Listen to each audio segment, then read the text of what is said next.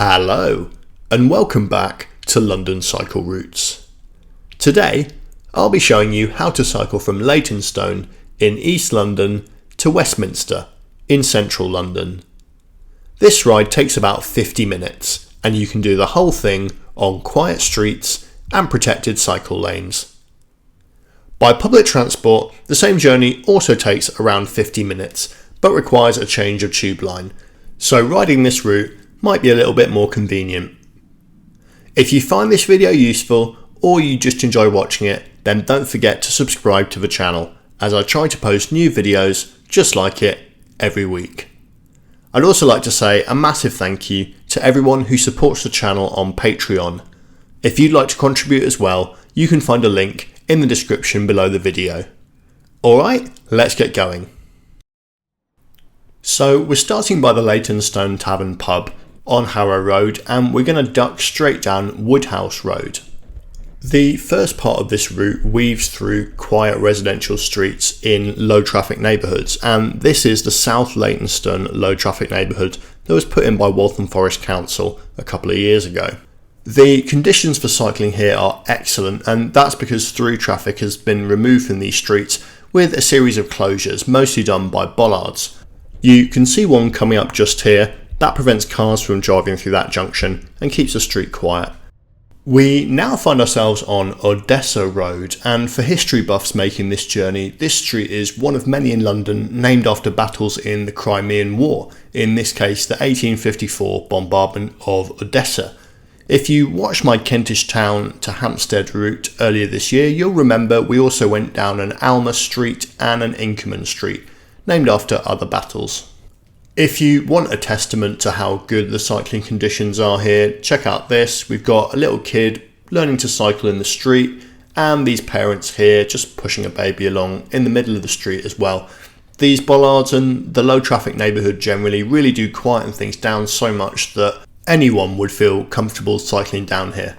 But I think it also has an effect on the sort of community and vibrancy of the street as a place. You don't have to be on a bike to enjoy it, and more people spending more time in the street just creates a much nicer place to be than traffic thundering through every few seconds or every couple of minutes. Now, if you look at the ground here, you'll see that it occasionally says C16 written in white paint with a cycle symbol. That means Cycleway 16, and we are at the moment technically following the route of Cycleway 16, which is a signposted route planned by Transport for London. However, I wouldn't pay too much attention to it on this occasion because we're actually going to be breaking from it now. We would be turning right if we wanted to go down C16, but we're continuing straight on down Idmiston Road. I think I complained about the road surface on Idmiston Road in a previous video and suggested it needed to be redone, and it has been redone. Road resurfacing is popular with motorists, but it does make a difference for cycling too. We now cut through the estate, and I really like this cycle track going through here. It's really rare to have good permeability through a housing estate. Often you're confronted with like curbs and places that you have to dismount and chicanes and such because housing authorities don't really care about cycling, but in that case it actually links up really nicely and provides a crossing over this railway onto the other side of the railway, so it really improves cycle permeability. That useful crossing has now put us not just in another low traffic neighbourhood but actually another borough. We were previously in Waltham Forest and we're now in Newham, which is, I think, actually a bit of a dark horse when it comes to cycle infrastructure. They are planning new schemes like LTNs and main road cycle lanes, so definitely one to watch. Crossings like the one that we just used to get between those different LTNs are a really important feature of good LTN planning. I think, it's great to be able to cycle around a local area without running into too much traffic. But if you really want to enable journeys between different low traffic neighbourhoods, then you need to provide a safe way to do it. And the different streets don't always line up with each other, so sometimes people will have to use the main roads. And there are two ways of getting around that. Either you can put comprehensive protected cycle tracks down the main roads, or you can provide crossings linking the different low traffic neighbourhoods. And I think in different situations, different solutions would be appropriate. Don't miss this turning on the right here, by the way, down the side of the Morrison's car park. This is a shared path, as you can see by the blue sign at the end here on the right, which means that you can both walk and cycle down it. We're going to use the toucan crossing on the left here to get over the road, and I always show you how to wait for the crossings and how to trigger them, but you could probably just nip across. There's very little traffic, but obviously do so carefully. This is where the route changes a little bit. So on the previous sections, we were winding our way through quiet streets with low traffic. On this, we're going to be going down protected cycle lanes most of the rest of the way. This section in Stratford town centre is particularly good, I think. The cycle lanes are really high quality, and they've also put in some quite nice planting and public realm stuff around it, which I think just makes the whole thing feel really, really nice. It's not just a cycling scheme, but as you can see here, it's also just a sort of a beautification scheme for the town centre. The first protected cycle route that we're going to be going down now is called Cycleway 2. This is a Transport for London route, and you can see it says CS2 on the ground here. That refers to Cycle Superhighway 2, which is actually the old name of the route, but we can call it Cycleway 2 now as they've mostly rebranded them. This route is mostly good, but there are a few things to watch out for, so it's definitely worth watching and riding along here so I can point them out. I will make sure that you don't miss anything. The main thing to remember though is that the vast majority of the route has excellent curb protected cycle lanes along it like this, and there's also one in the other direction on the opposite side of the road. These are reasonably wide and they are separated from traffic. One thing to be aware of, not just on CS2 but really all cycle routes with cycle lanes, is that sometimes drivers will turn across the lane without looking or even waiting for you. So for example, that driver did that there. That isn't the most egregious example of it being done, and there are actually worse examples coming up which you'll see. Another thing that I think is worth noting about Cycleway 2 is that there are a lot of traffic lights, and that really sometimes can't be helped on a main road, but one thing it does mean is that the time it takes to travel down here can be quite variable. So you might do it quicker than the time it took me to do because you get green lights, or you might do it slower because you run into red lights every time. You can see each of these lights is an opportunity to stop for up to a minute really. It is interesting to contrast this main road route with a backstreet route though, I think, because I think people often do down backstreet routes or quiet ways as we sometimes call them, but sometimes if they're well planned they can be faster than going on a main road simply because there are fewer traffic signals that you run into than when you're on a main road like this. I'm not saying that I prefer backstreets, I just think that the assumption that they're inferior isn't always correct actually. Now we're coming up to the Bow roundabout, which has a slightly unusual design, and it's really important that you follow the lights correctly. Look on the left and you'll see this green cycle light which lets us ahead of the traffic. We then wait at the red for another green and go in front. We use the protected lane, and only when we've got a green here do we go forward. That's the safe way to use the roundabout, but unfortunately sometimes a van will just cut across you. That is what I was talking about earlier when I said you do need to keep an eye out for motorists cutting across lanes like that. Hopefully you won't run into any driving quite that bad, but the standard of driving on this route is genuinely really poor, so it is important just to keep an eye out. Cycleway 2 is genuinely the best way to get in from Stratford to central London, and it is a generally really good cycle route, but there is just something compared to other routes like Cycleway 4 or Cycleway 3, there is something just a little bit hectic about it. It's really difficult to put your finger on exactly what it is, but I think it probably comes down to the junctions, the side roads, and the number of properties with vehicle access along it, which just means that there's quite a lot of turning movements going across the cycle lane. Again, don't let it put you off cycling down here, and it is the best way to get in from Stratford, but at the same time it's just important to be aware what it's like. One big positive of cycling on a main road like this is that it's relatively easy to follow, at least in this section, but we did have at the beginning of the route quite a twisty journey with various different turns which you may or may not find it easy or difficult to remember. If you need help remembering them, then you can always download the free map of the route, which I will link to in the description below the video. I always put these in for my routes, and regular viewers will know where to find them. But if I don't mention them in the video, I always get people in the comments asking if I've got a map. So the answer is yes, I do, and you can find it down there below the video. It's on a website called Komoot, but you don't have to use the website. You can just download the GPX file and use it on whatever app or device you choose to use. It is a common format. While you're down there, you could also check out the map of all the London Cycle Network videos, which is something people also ask for, but does already exist. It was put together by a nice guy called John, not me, and is also maintained by someone called Isaac. Thanks very much to both of you for doing that. And yeah, a lot of people are very pleased and love that map, so you guys are great. Another thing that I always link to below the videos, but I don't think I've actually mentioned before, is the Safe Cycle London map. That is my favourite map for planning routes in London, and I also like to contribute to it by feeding back stuff that I find when I research these videos. Because, believe it or not, there's actually quite a lot of infrastructure, particularly in outer London, that went in years ago and that people have just kind of forgotten about. So it's nice to collect that all into one place. Of course, the easiest way to actually find out about that stuff is to watch this channel, so make sure you hit subscribe. Now, we're just about to see one of the other compromises of Cycleway 2, and that is this short stretch in a bus lane. There are actually bus lane stretches in both directions.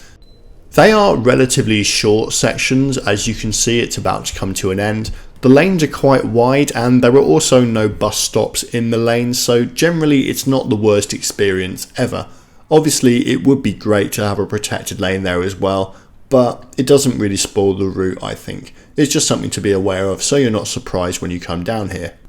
Much more annoying is stuff like this, with this car trying to access off-street parking and blocking the lane in the process. A quick note about the bus stops like the one we're passing through here. Do know that there is a zebra crossing going to that island where people board the bus from, so if you ever see people trying to get onto the island to get to a bus or coming off the island when they're leaving a bus, do make sure that you give way at the zebra crossing, as pedestrians do have priority over those crossings. It's important that you stop. That designer bus stop, there's another one here, it's called a floating bus stop or an island bus stop or a bypass bus stop. It is the best designer bus stop for cyclists, as it means that when a bus is stopped at the stop, you don't have to overtake it, you don't have to swing out into traffic, we just seamlessly pass through it. But to make sure that they work for everyone, the quid pro quo is that you do have to stop for bus passengers alighting and boarding. There are other alternative designs that you see around the city. The most common is probably called the shared use bus border or just the bus border. In that design, the cycle lane basically goes through the middle of the boarding area of the bus stop, which is not ideal because you don't want to mix pedestrians and cycles. It's not a good idea. But what it does do is it means that you still don't have to overtake stopped buses, which feels like a really dangerous manoeuvre when you're on a bike. The bypass is definitely superior, but sometimes the border is used when there's not enough space to include a bypass as well. So you do see them around the city in some situations. One of the things that I should point out about these junctions we're cycling through, by the way, is that some of the junctions, like the one we just came through, have separate signals for bikes and separate signals for general traffic.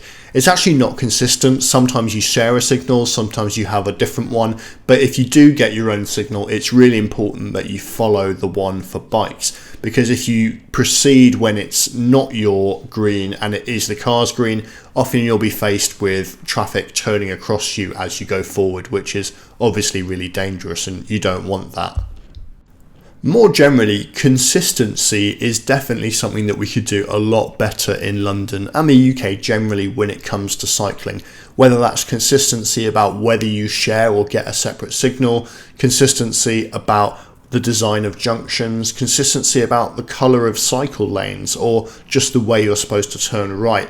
It can often be confusing and bespoke in each individual situation, which can be confusing to navigate. One such situation is here, where the cycle traffic lights on the left there are obscured by railing. It's easy to miss, but if you were to follow the much more obvious traffic light dead ahead of you for general traffic, it would actually lead you to cycle out in front of turning traffic, which is very dangerous. So do make sure that you don't miss that cycle traffic light behind the railing. We now turn left here down Mansell Street, which is a new connection between Cycleway 2, which we were on, and Cycleway 3, which we want to get to. If you're doing this route in the opposite direction, then you'll need to turn right out of Mansell Street. The setup to do that is very similar to the one on the Bow roundabout that we did earlier. It's a two-stage cycle gate, so there's a light which lets you in front of the cars, and then a second light which allows you onto the junction, and it's to make sure that you're always ahead of the other traffic. Mansell Street is a bit of a bodged job. These two crossings are shared with pedestrians, which is not ideal. The scheme was thrown together in a hurry during the COVID pandemic, although ultimately it is a really useful connection between two major corridors. Turning right here, you've got a couple of options, and what we're going to do is use the Toucan crossing here, which has a green light and allows cycles to access this shared pavement and cut through to Cycleway 3. It's a little bit messy, but I think it's better than the other way of doing it, which is to wait for a green light on the cycle path, go ahead and then wait for another green light and turn right again. It just makes sense to use the crossing as it's just a little bit more direct, and the shared path is there for us, so why not use it? We now find ourselves on Cycleway 3, which is going to take us all the way to Westminster. C3 is really the gold standard central London cycle route in my opinion. It's what we call a bi-directional cycle track, so no matter which direction you're cycling in, you're on this side of the road. It is a bit less hectic than C2 as well, I think. The side roads and the junctions are more controlled, so you're not going to be expecting cars to be cutting across you in the same way that you were when we were going through Mile End or through Stratford. That Mansell Street link that we used to get from C2 to C3 is really fantastic in my view, although engineering wise it could maybe be improved a little bit. It's connected these big two trunk cycleways through central London, which just really opens up so many more options in terms of routes without leaving the protected lanes. And as we've shown in this video, then you can also create more feeder routes using things like low traffic neighbourhoods or local cycle lanes to take things even further. There are a couple of other missing links in the cycle network that it would be great to see TfL or the boroughs fill in. The most obvious of those missing links to me is High Street Kensington, which has a long history as somewhere where we've tried to get cycle infrastructure in. TfL wants to put cycle lanes like this down it and actually drew up plans for it, but the Royal Borough of Kensington and Chelsea, the local council there, is unfortunately blocking it. The government actually has the power to hand that road to TfL, and I hope it's something that maybe a new government might do were it to enter office, particularly one that was a bit less sympathetic to the Tory council in Kensington and Chelsea. Were you able to put lanes there, that would really open up so many more routes, and there is huge demand there because it's actually my most requested route. I get so many requests for routes that involve Kensington High Street, and there really isn't a good way to bypass it, unfortunately, so I haven't been able to fill most of those requests. So if you've asked for something in West London and I haven't done it, chances are it's because of that gap in the network that's been held up by Kensington and Chelsea. That said, I do like it when people send me requests, so if you've got any ideas for routes you'd like to see, I would love to hear them. Let me know in the comments below and I'll see if I can work around them if there's not an obvious piece of cycle infrastructure to use. Sometimes I can find good backstreet routes that maybe other people haven't thought of. And this is probably a good time to say that if you like what we're doing on the channel here, then you can always support us on Patreon. Thanks so much to everyone who already does that, and if you'd like to contribute too, then you can find a link in the description below the video. By the way, I hope you enjoy the light in this video. I was really pleased to be able to do it at sunset on a relatively nice day in which there were quite a lot of people out cycling, and I think it looks really good. The sky's nice, the light on everything's good, the sun's kind of low in the sky, everything just looks really, really cool. On our left, that turquoise barrier is actually the works for the new Tideway tunnel which they're building in London. That's sometimes known in the media as a super sewer. And that's not just going to add a lot of extra sewer capacity to London, which apparently needs it as it has grown substantially, over 1 million people in the last decade, but it will also apparently create some new public space out on the embankment, so I'm interested to see how that works. From a cycling point of view, it has actually affected this Cycleway 3 along the embankment. So that crossing at Blackfriars that we went on is actually a diversion. It's a really long-term diversion, and it's been in place longer than the original design of the Cycleway was actually in for. It's really rare to see such a good long-term diversion, but I guess this was kind of the gold standard cycle route when they built it, so they felt they had to do a good job, and to be fair, I think they have. You wouldn't even know it was a diversion, even if you come through here all the time without someone telling you. There's also another tideway work site on the embankment, which is going to come up on our left in a few seconds. I'll point it out. And what's happened there was actually a diversion where there was an annoying kink in the cycle track, which created a blind corner, and that was actually kind of dangerous. But I think this is the first video I've done where I've gone down here and they've actually straightened out the kink, so the blind corner is gone. While that is potentially quite good from a cycling perspective, it has actually created another problem, which is that there's still not a pavement on the left-hand side.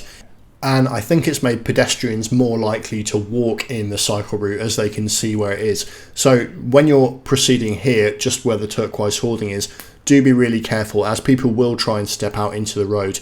What they are supposed to do is cross the road, but that is quite annoying, so not everyone does it. But it's probably a silly idea to walk down here. I also want to talk about these pedicabs. As you can see, they're huge, and I can't get past this one, and there's actually another one here. I then try and get past it again, and there's another one. These are absolutely everywhere around the tourist spots in Westminster, particularly on C3, which we're on now. And I have mixed feelings about them. You do see a lot of stories in the media about them basically scamming and ripping people off. Londoners never use them. You only see tourists in them. In theory, they could be a great sustainable mode of transport, but they probably need better regulation. However, this on the left here, I absolutely love. Look at that guy with a trailer and a cargo bike. Isn't that cool? But yeah, we're basically here now. That's Big Ben and the Houses of Parliament in front of us, and we're just going to use this crossing to get to the other side, and then we'll dismount as we enter the cycle lane. I did actually cycle up to the middle of Parliament Square, but for some reason my camera cut out early, but it's not a big deal as it cut out just about 10 seconds from the end of the route. Anyway, it would have been a bit more of a crisis if it had cut out around Mile End or something without me noticing. That would have been very annoying, but fortunately we were okay. So let me know in the comments what you think of that. I'm interested in your views on pedicabs, but also the route as well. And any suggestions for future routes, I'd love to discuss them, love to see if we can do them. I'm always open to ideas. If you've watched this far, you should definitely hit subscribe and smash the bell icon as well, so you're alerted to new videos as I post them. And if you really like what we're doing, you could always consider subscribing to the Patreon and chucking us some cash. Thanks so much to those of you who already do that. You guys make this all possible. Don't forget to hit the like button before you go, and I will see you guys again next time.